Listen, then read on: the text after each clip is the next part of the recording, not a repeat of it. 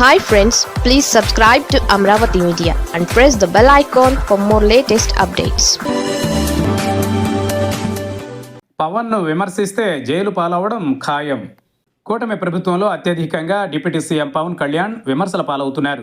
ఇటు రాజకీయ ప్రత్యర్థులు, తటస్థ జర్నలిస్టులతో పాటు సొంత పార్టీ నేతలు కూడా పవన్ తీరును తప్పుపడుతున్నారు. దీంతో సోషల్ మీడియా పవన్ పాలిట తలనొప్పిగా తయారైంది. దీనిని అరికడితే తప్ప తన రాజకీయ మనుగడ సాధ్యం కాదని పవన్ కళ్యాణ్ అనుకుంటున్నట్టున్నారు. అందుకే కూటమి ప్రభుత్వంలో తనకు సంబంధం లేకపోయినా సోషల్ మీడియా కట్టడికి పవన్ బాధ్యత తీసుకున్నారు. 2 రోజుల క్రితం సోషల్ మీడియాలో ఏం చేయాలి, ఏం చేయకూడదో పవన్ నీతి సూక్తులు చెప్పారు. ప్రశ్నించడం ప్రజాస్వామిక హక్కు అంటూనే మరోవైపు షరతులు విధించడం ఆయనకే చెల్లింది. 2-3 రోజులుగా తెలంగాణ జర్నలిస్ట్ కేవీఆర్, అలాగే ప్రశ్న యూట్యూబర్ రావణ్ అరెస్టులు తీవ్ర చర్చనీయాంశమయ్యాయి. మరి ముఖ్యంగా రావణ్ను రాష్ట్రమంతా పోలీస్ స్టేషన్ల చుట్టూ తిప్పాలనే ఆలోచనలో ప్రభుత్వం ఉన్నట్టు కనిపిస్తోంది. మొదట ఆయన్ను పిఠాపురం పోలీసులు అరెస్టు చేశారు. అక్కడ బెయిల్ లభించింది. ఆ వెంటనే కాకినాడ జిల్లా పోలీసులు అదుపులోకి తీసుకున్నారు. వెంటనే బెయిల్ మంజూరైంది. దీంతో మచిలీపట్నం పోలీసులు ప్రవేశించారు. ఏం జరుగుతుందో చూడాలి. రావణ్పై మొత్తం 35 కేసులున్నట్టు సమాచారం. ప్రశ్న రావణ్ కొన్ని సందర్భాలలో ప్రయోగిస్తున్న భాషపై అభ్యంతరాలున్నాయి. అలాగని అతని సామాజిక బాధ్యతను, నిబద్ధతను ఎవరూ ప్రశ్నించలేరు. రావణ్ కంటే ఎక్కువగా వైసీపీ నేతలపై అభ్యంతరకరంగా మాట్లాడుతున్న వారిపై ఎలాంటి చర్యలు లేవు. అందుకే రావణ్తో పాటు జర్నలిస్ట్ కేవీఆర్ అరెస్టుపై వ్యతిరేకత వ్యక్తమవుతోంది.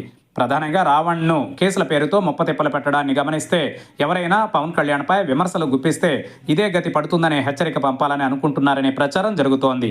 దీనిని ఎవరూ కొట్టి పారేయలేరు. పవన్కు సంబంధించి రావణ్ తీవ్ర విమర్శలు చేశారు.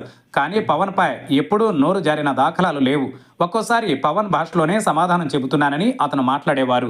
అంతెందుకు పవన్కు సంబంధించి ప్రొఫెసర్ నాగేశ్వర్ విశ్లేషణ చేయగా ఆయనపై ఎలా విరుచుకుపడ్డారో చూశాం.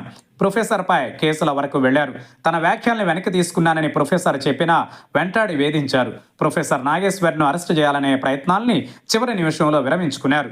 అరెస్టు చేయొద్దని తానే చెప్పినట్టు పవన్ పేర్కొన్న సంగతి తెలిసిందే. పవన్ రాజకీయ పందాను ప్రశ్నించినా, విమర్శలు చేసినా కేసులు, అరెస్టులతో ఇబ్బంది పడతామని, కనుక నోళ్లు మూసుకోవాలనే హెచ్చరిక పంపారు. మరోవైపు ప్రజాస్వామ్యం, భావ ప్రకటన స్వేచ్ఛ, ప్రశ్నించడం తదితర అంశాల గురించి ఎక్కువగా మాట్లాడుతున్నది పవనే కావడం గమనార్హం. అయితే తన వరకు వచ్చేసరికి ప్రశ్నించడాన్ని పవన్ జీర్ణించుకోలేకపోతున్నారు. సినీ హీరోగా ప్రశంస తప్ప అభిశంసన తెలియని పవన్ కళ్యాణ్ రాజకీయాల్లో, మరీ ముఖ్యంగా అధికారంలో భాగస్వామి అయిన నాయకుడిగా ప్రశ్నించడాన్ని తట్టుకోలేకపోతున్నారు. చేతిలో అధికారం ఉండడంతో దానిని యథేచ్ఛగా వాడుకుంటున్నారు. పవన్ను విమర్శిస్తే రేపు ఎవరైనా జైలుకు వెళ్లే పరిస్థితి ఆంధ్రప్రదేశ్లో నెలకొందని నెటిజన్లు అంటున్నారు.